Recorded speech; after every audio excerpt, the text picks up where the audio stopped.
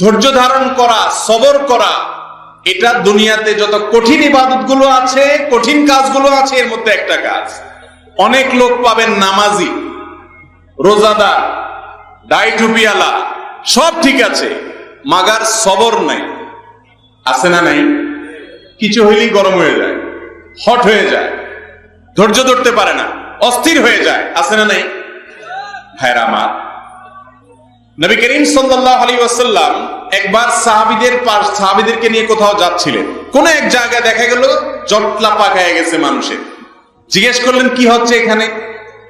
বুখারীর হাদিস। তো বলা হলো তাকে যে এখানে কুস্তি লড়াই চলছে, প্রতিযোগিতা চলছে, কুস্তির কম্পিটিশন চলছে। এর মধ্যে একজন কুস্তিগীর পাওয়া গেছে, তার সাথে কেউই পারতেছে না, সে সবাইকে কুপকাত করে ফেলতেছে, বিশাল বড় বাহাদুর। তো এটা আশ্চর্য হয়ে সাহাবীরা, অন্যরা সবাই দেখছিলেন। তখন নবীজি সাল্লাল্লাহু আলাইহি সাল্লাম বললেন, শুনো, তোমাদেরকে আমি এই লোকের চাইতে বড় বাহাদুর এবং বীরের সাথে পরিচয় করাই দিব, তোমরা চাও?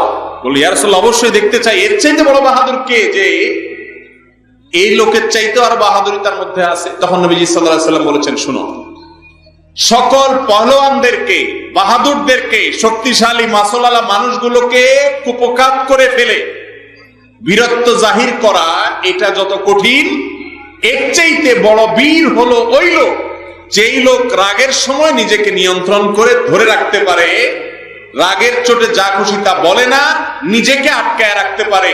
10 জন শক্তিশালী ফলোয়ানকে আটকায় রাখা, এটা যত কষ্টের, নিজের রাগটারে আটকায় রাখা তার চেয়ে বেশি। ভাইরা আমার, অনেক লোক দেখবেন সব ভালো, সব ঠিক আছে, শুধু চান্দিটা একটু তাড়াতাড়ি গরম হয়ে যায়। আছে না নাই? কথায় কথায় হট হয়ে যায়। ভাইরা আমার, আমরা মুসলমানরা অনেকে জানিও না, অনিয়ন্ত্রিত রাগ এটা সওয়াবের কারণ নয়, গুনাহের কারণ। নিয়ন্ত্রণহীন রাগ এটা কিসের কারণ ভাই?